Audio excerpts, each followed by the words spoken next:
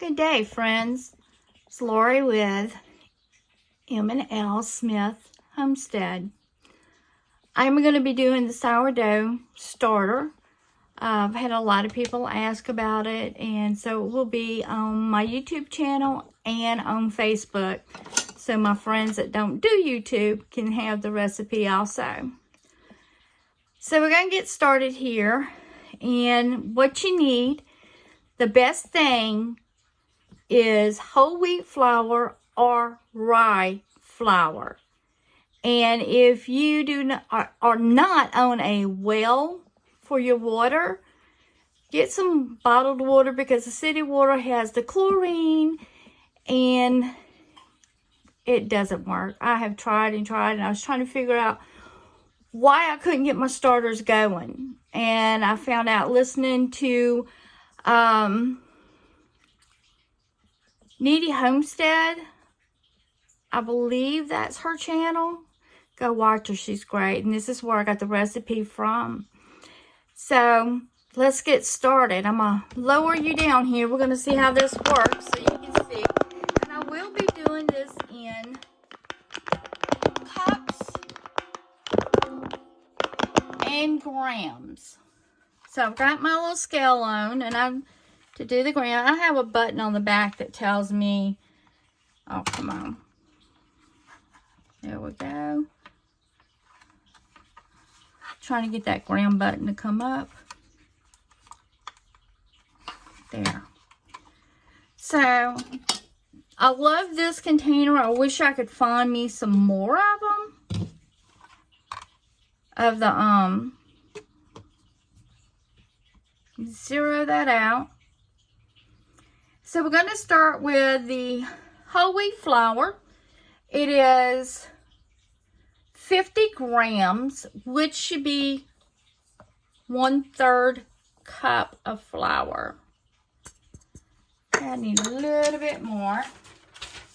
And I'm going to tell you, the grams is a lot closer to what you need. It just seems like it works better than the,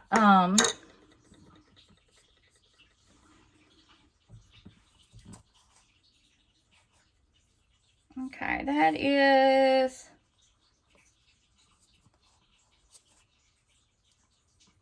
see, if I go to 1/3, how much is left on top on your cup? So it's actually in between 1/3 and a 1/2 cup. It's like right in the middle of it. So I've got my my quart jar here. Really, all you need is a pint jar, but I don't have any that's not occupied at this time. I've got to grab forgot to grab that. So I'm going to scoot that over. And you put equal parts of water and flour. So I got a bottle of water, just from Walmart. And I'm also going to go 50 grams with it. Come on, zero out.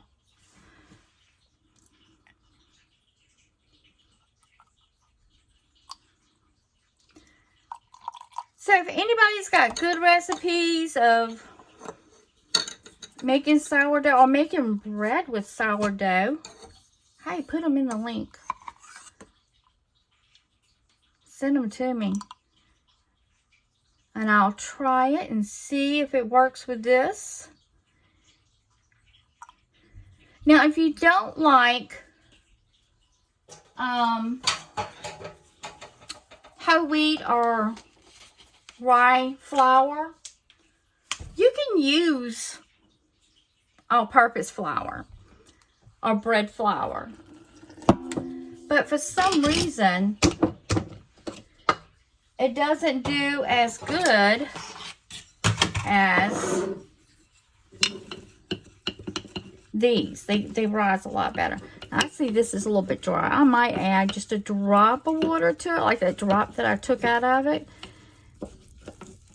so it'll have some room to go in there.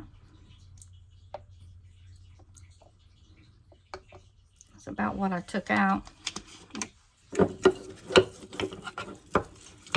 And you just mix it, make sure all your flour's incorporated with your water. It's all wet. I like my spittle, I think that's how you say it. Yeah, and you have to think about what humidity and stuff like that you have outside, because it can affect it. It really can. I've noticed it that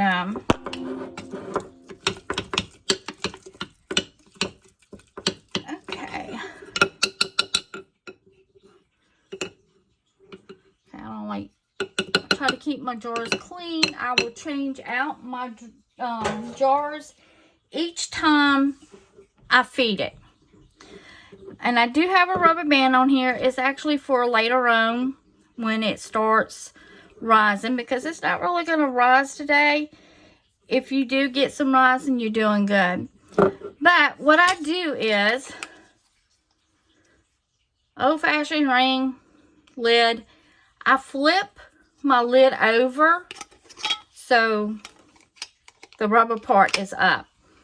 And then I just put it on like that. Excuse me. No, it's just loose. It's just something on there. Yeah. Put it in a warm place. A lot of people take and they put a towel over it to because they like darkness when they're rising. If you're like me and it's always cold in the house, some people will take and put their towel over it and put it in the oven with the light on, because the light does put off heat. So this one is just going to go right here in the corner with everything else. And I can get this back up. There we go. I just hold it. And tomorrow I will do another one at this time. You do want to go about 24 hours in between each feeding. You can put them in the refrigerator. If you go on vacation, you go, oh, I don't, about the starter. Stick it in the refrigerator. Go on your vacation, have fun. When you get back, take it out, let it come back up to room temperature, then feed it. And you have to look at it to see if you are getting bubbling or anything like that. And you're going to see a separation from the flour, and the water will be on top. It's protecting your dough, so don't pour it off, because that's just got to mix it back in. It's because it hadn't been fed in a while, and it'll do that. My daughter-in-law has one in the back of her refrigerator. It's been there probably about 3 years, and we took it out, looked at it, and it was like perfect. And I told her, so you want to start it back up, start it up, just feed it, bring it to room temperature and feed it, and figuring out how much she had in the jar and go from there.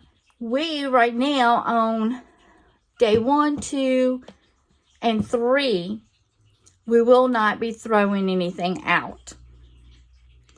So, because we want it all to get started good. Once it gets started, we will discard some of it. And if it's bubbling really good, you can use it in pancakes and bread to give it a little taste. But, it takes a little while. This is between 9 and 10 days of feeding this every single day, once a day. And when you really get it going, start it really good, and you're going to be doing a lot of baking. The holidays are coming up. That's why I wanted to get mine started, because I want to do some sourdough bread, rolls, and stuff like that for Thanksgiving. So we need to get it going.